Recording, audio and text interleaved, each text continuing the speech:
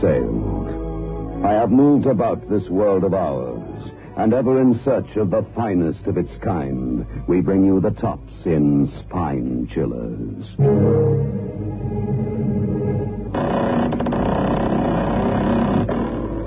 The Creaking Door.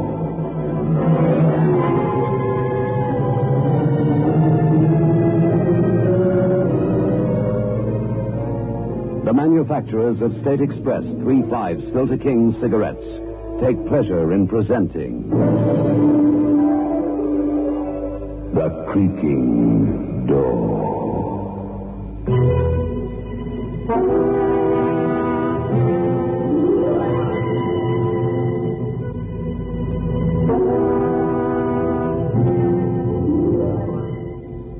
Good evening, friends of the Creaking Door. The Creaking Door is open, so do come in.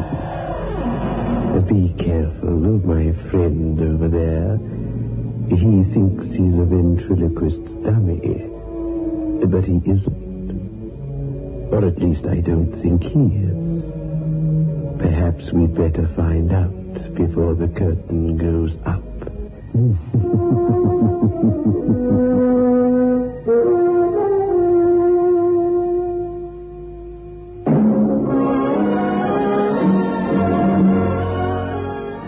Move in world class. Get the taste of new smooth State Express 3/5s today. We promise you, it's the smoothest cigarette you can get.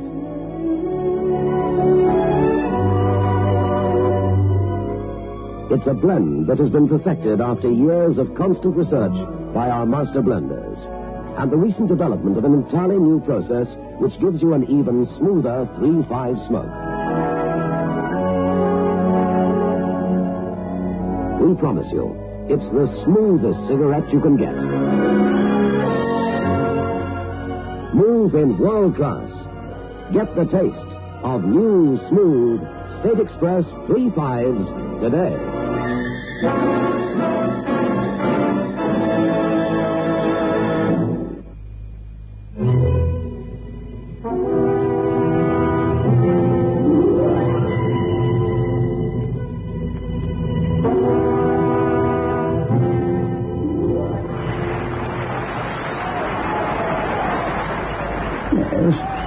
Yes, that Turpin's a fabulous ventriloquist.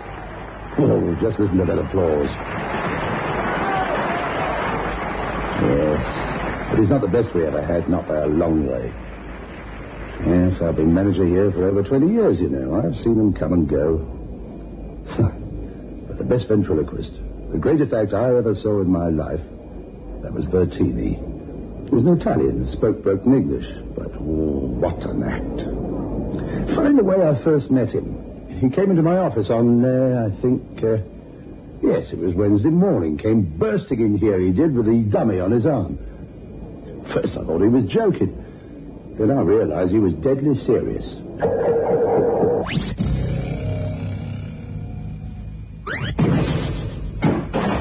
This man here, I refuse to share a dressing with him any longer. I insist that you arrange. We have 2 dressing rooms. Oh. Who are you talking about? What man? This man here on my arm. He's no good. Can't even walk for himself. I got to carry him everywhere. This the one I can't stand any more. The nonsense. Look, what are you talking about? Here, you don't mean that dummy, do you? Of course I mean the dummy. That's what he is. A dummy. Gino here, my partner in the act. I can't stand it any longer. The arguments.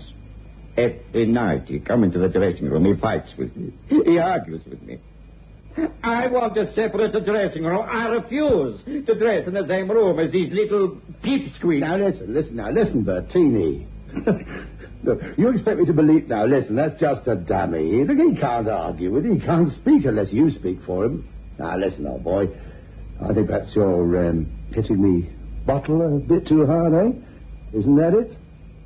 Oh, I've got no complaints. I mean, far from it. Your act's certainly bringing him in, but, well, that's just a dummy. He's made of wood and papier-mâché.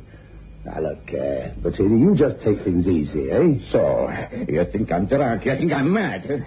I tell you, this swine here, this dummy, you say, he makes my life a misery.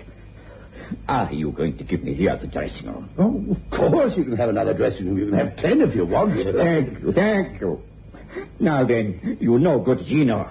Are you satisfied? So you won't answer.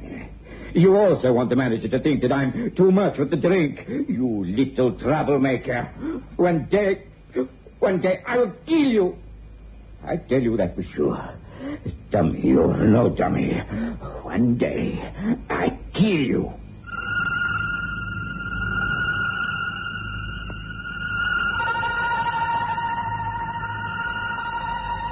Well, I ask you, have you ever heard anything like that?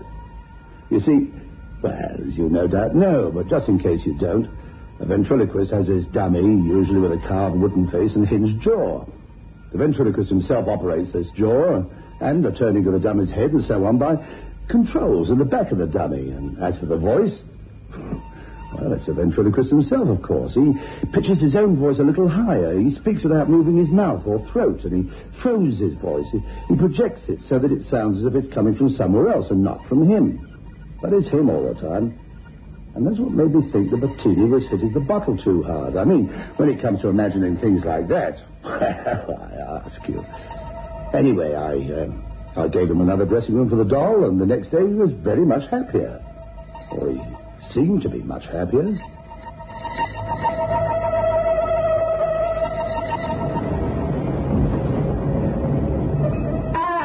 Good morning, Senior Manager. Benvenuta. How are you this morning? Me? Oh, I'm fine, Bettini. And you? Well, you look a lot happier today. Me? But of course I'm happy. Now at least I can get away from that doll. You think I'm mad, eh? But I tell you, I'm not mad. Maybe one day I will be with that doll. He drives me crazy. Yeah? Well... But now everything fine. Now I put him in the dressing room and he stays there till the show. That's fine. Now I'm happy.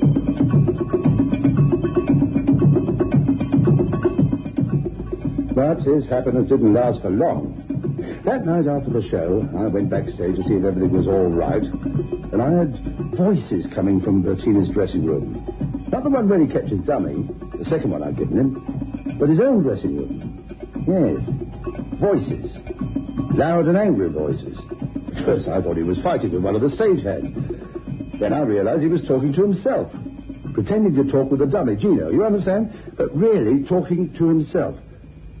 So I stood outside the open dressing room door and I listened. Well, I've never heard anything like that in the whole of my life.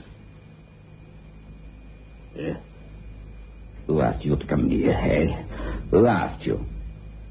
If you don't like me in here, why don't you throw me out, eh? Don't provoke me, you little monster. I will do that one of these days. Talk is cheap. You stick me in that other dressing room and you leave me there all day, all night. You take me back in this dressing room with you. Otherwise the show does not go on next time. You understand? Oh, shut up, you twisted little monster. You make me sick. You think you can blackmail me like that? I'm not frightened of you. You hear that? I'm not frightened of you. You better take care, my friend Bettini. If anyone were to pass and hear this conversation, they would think you were crazy. Shut up. That's enough from you.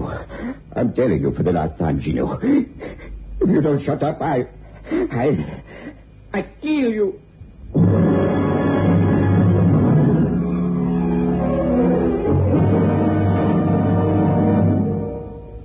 Up till then, I've been sort of humoring Bettini.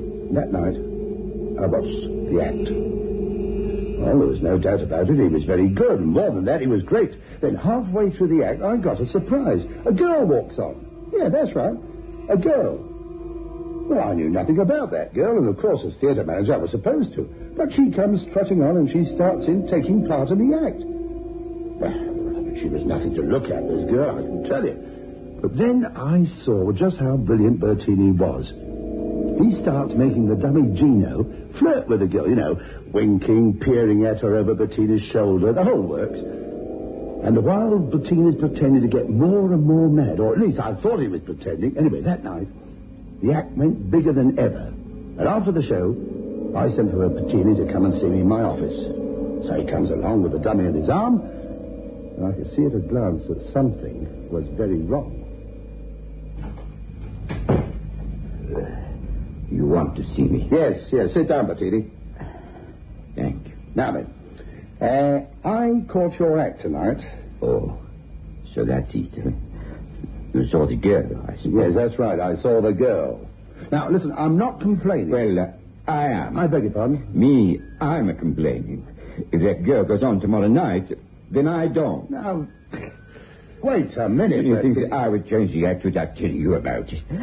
You mean you didn't know?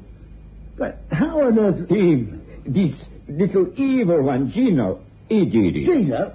Now, hang on Go a on, second. go on, tell him. Tell him, you little follower of the black one. Tell him. Oh, I see. You see how clever this one is, Mr. Manager. When you are here, he refused to talk. He wants you to think I'm mad. Because that is what he's trying to do. He's trying to drive me out of my mind. Very well, I will tell you. I will tell you what happened. This hunchbacked, watery-legged swine, he came to my dressing room last night. Now, look, wait a minute. Now, how could he come to your dressing room? He can't walk. He comes to my dressing room. To my dressing room. He walks inside. It's not the first time he's done such a thing. He tells me that tonight, in the show tonight, this woman must appear. I refuse. I tell him it's impossible. Never. I work only with a doll. No assistants and no women. And she goes on, Betty. She goes on. Otherwise, I don't. What you mean you don't? What you talk? Of course you go on. That at least I can make sure of. I carry you on myself, so I know that you will go on. Yes, you carry me. But you wouldn't like it if I walked off, would you? Walked off in front of all these people. You wouldn't like that. And I will do it. Unless Maria comes on stage in the act tonight. You're bluffing. You wouldn't dare. Yes, I would. I would do it. I would get off your knee and walk on these horrible little legs made of old clothes stuffed with newspaper. I will walk off. So you see, Bertie, my friend, you'd better do as I say.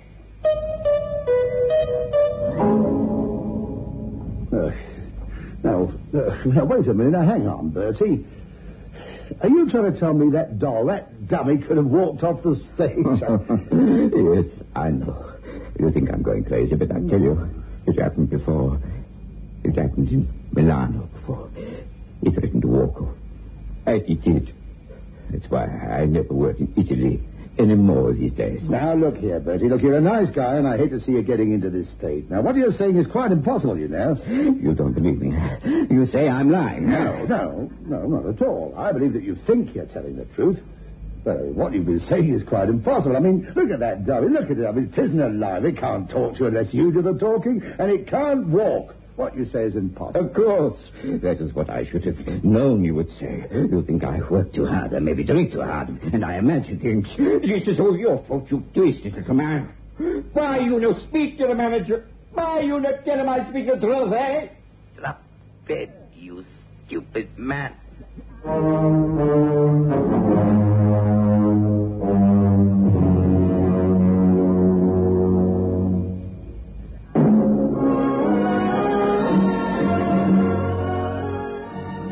In world class. Get the taste of new smooth State Express 3/5s today. We promise you, it's the smoothest cigarette you can get.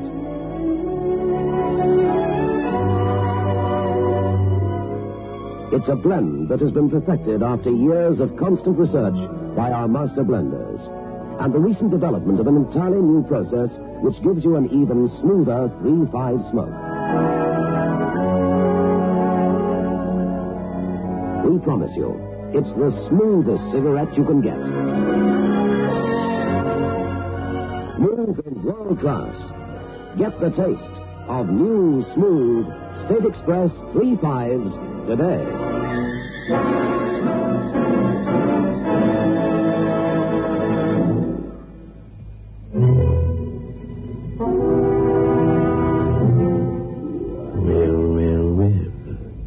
That isn't very nice, is it?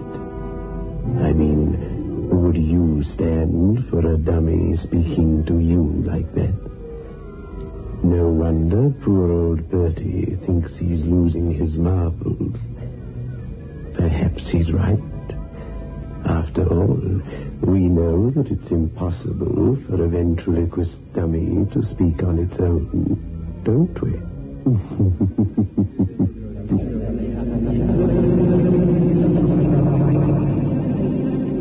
Well, I want to tell you that for a moment, when that dummy spoke, I thought that in some horrible, incredible way Bertie was telling the truth, because I swear that although by this time Bertie was on his feet, the dummy was still sprawled in the chair where Bettini had put him. They were a couple of yards apart. Bertie never touched him, that I'm sure of. But when the dummy spoke, I swear by everything that's holy that I saw the dummy's jaw move.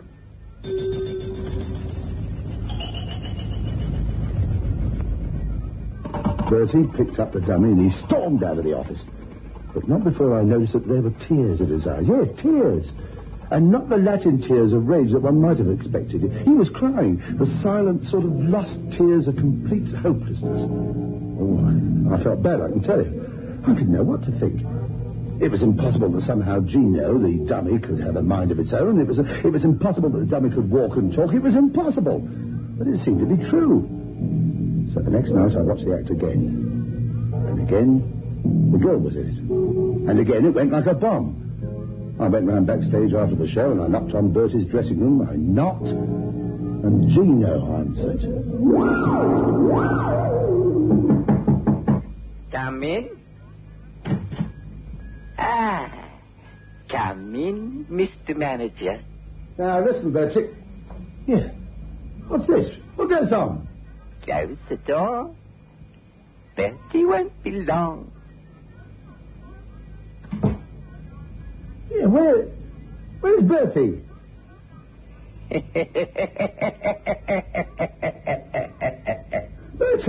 Bertie, where are you?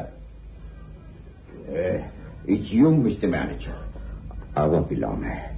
I'm washing my hands. Wait a moment, please.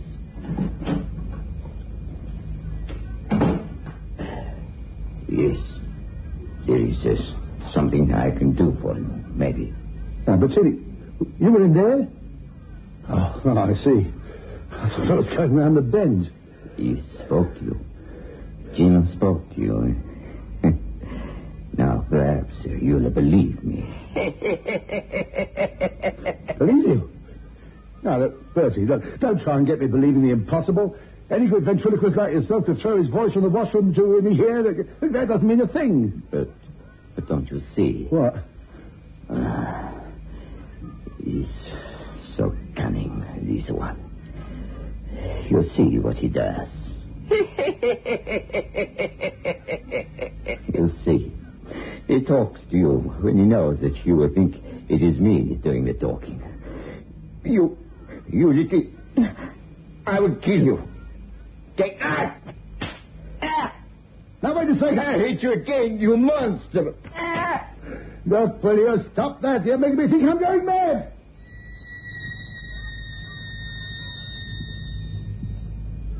It was brilliant ventriloquist work. He was hitting the dummy and making the cry of pain himself, of course. But it made me feel sick somehow. At least, that's what I thought was happening at the time. But today, I don't know anymore. The show that night was the last one that Bettini ever did. And it was nothing short of brilliant. I watched from the wings, and once or twice I could have sworn that Bertie and Gino spoke at the same time. Impossible, of course. But once or twice. Anyway, they had a real set to on the stage over this girl. Oh, it brought their house down. And once again, after the show, I went round to his dressing room. This time, the door was open. And before I went inside, I stood for a while listening. In a way, I wish I hadn't. But I stood there and listened.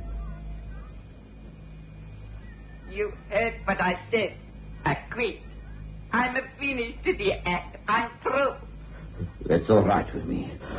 Monster, go. See if you can get somebody else to put up with your nonsense like I do. You don't think I'll have any difficulty getting another job, do you? It's you that's going to have trouble. Ventriloquists are too offended. But where are you going to find another dummy like me? A dummy that does all the work for you. You going to be sorry, Bertie. I can't go on like this. You're driving me mad. That's what you're doing. You're driving me mad. Why can't you be like the other dolls? Why can't you? I can't help the way I am. None of us can help that. Anyway, enough is enough. There's only one boss here. That boss is me. You heard me. I am the boss. Either you do as I say, or the act is finished. I don't care, Gino. I'm warning you. I don't care. I've made enough money. I'll retire. And what will you do with me? I'll lock you up inside your suitcase. I'll leave you in the cloakroom at the station. That's what I'd do. You wouldn't dare. Oh, yes, I would. You're frightened now, aren't you? That's good. For too many years, I've been the one who has been frightened. Now it's your turn. Yes, you are frightened. So, you would lock me in a suitcase and put me in the station. Well, listen to me, Bertie. That wouldn't do you any good, you see. Sooner or later, even in 5 years' time, someone would open that gate and I would still be there. You can't starve me to death or suffocate me, you know. Even after 10 years, I would still be there. And once they opened that gate again, I would find you. I would find you. You couldn't. You're a dummy. A doll. Yes, that's what we want people to think, isn't it? But you are a doll. I made you myself. I carved your face and I stuffed your legs and arms with newspaper. I know it's impossible.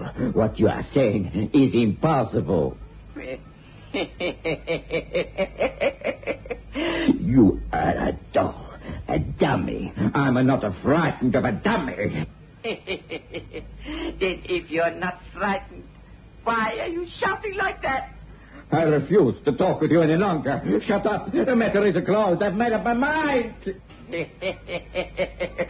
Shut up. Shut up. Shut up!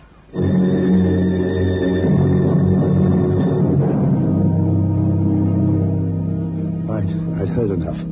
I wanted to walk away and leave him to it. Something prompted me to push the door open and walk in. The dummy was propped to the chair in front of the dressing room mirror, and by some chance, the way he'd been put there, it looked as if he was leaning on his elbows. Bettini was striding up and down the room like a man possessed. I don't know what I was going to say to him. I suppose in the back of my mind somewhere was the thought that I'd just better start to calm him down. I stood just inside the doorway, my glance going from Bettini to the dummy. Bettini never noticed me. But to this day, I swear that dummy looked me straight in the eye through that dressing room mirror and laughed. That's right. Go on. Laugh. Make the most of your laugh. Because, my friend, I tell you, this is the last time you laugh. I made you myself. I know what you are. You are a nothing. So, that's right. That's what you are. I made you myself. And because I made you, I've got the right to finish you. I'm going to finish you. You hear me? I'm going to finish you.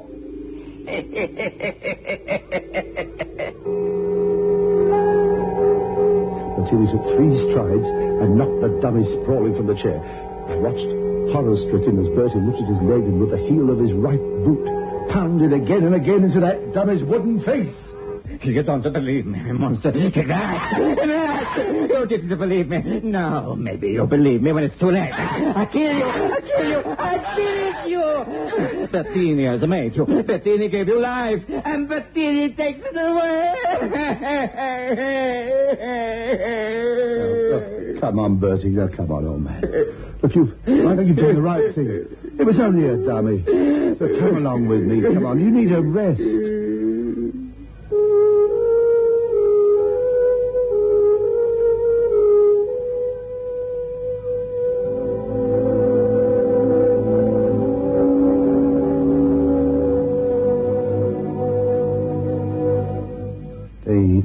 They had to put him away, of course. As a matter of fact, he's still there. Yes, he's still in the sanatorium. I went to see him about 5 years back, but never again. I shall remember that till my dying day. I went inside that little private room, and he was propped up in bed. He lay there quite motionless, his eyes staring fixedly at the ceiling, and when I spoke to him, it took a second for him to answer. And then, only his bottom jaw moved as he said, "It was good of you to come and see me, Senior Manager. But don't worry about me. I'm fine."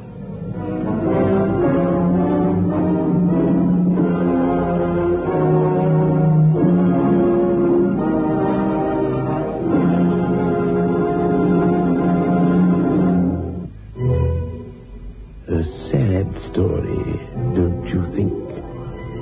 Poor Bertie doesn't know if he's Arthur or Martha. And we have a problem, too. We're not quite sure who this dummy is that we have here behind the creaking door.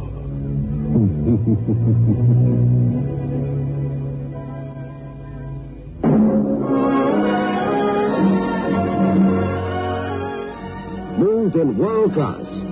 Get the taste of new smooth State Express 3/5s today. We promise you, it's the smoothest cigarette you can get.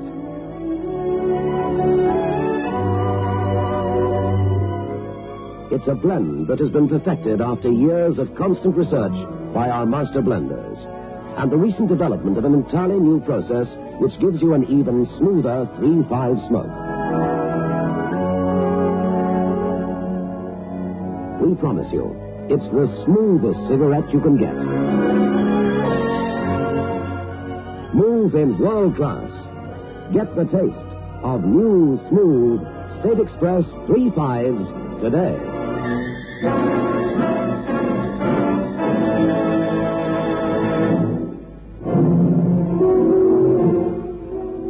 This is your host back again. Just a reminder of our rendezvous next week. Where are we going? Through the creaking door? Of course.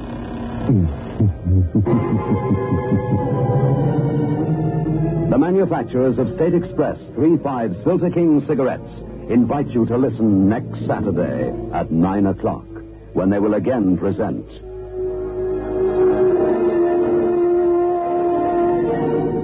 The Creaking Door.